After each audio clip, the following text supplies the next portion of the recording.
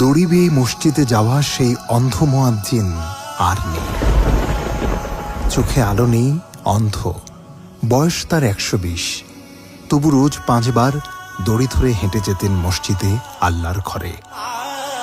নাটোরের বড়াই গ্রামের আব্দুর রহমান মোল্লা 22 বছর আগে দুর্ঘটনায় হারান দৃষ্টিশক্তি। তারপরও হজ করলেন, নিজের জমিতে মসজিদ বানালেন, জমি মসজিদের নামে লিখে দিলেন, আর নিজেই হলেন সেই মসজিদের মুয়াজ্জিন। বাড়ি থেকে মসজিদ 200 মিটার।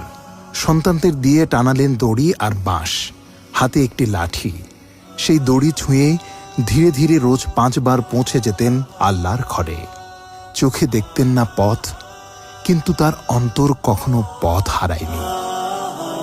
আজ আমরা সুস্থ শরীর নিয়ে কত অজুহাত খুঁজি। একটু দূরত্ব, একটু কষ্ট, একটু ব্যস্ততা।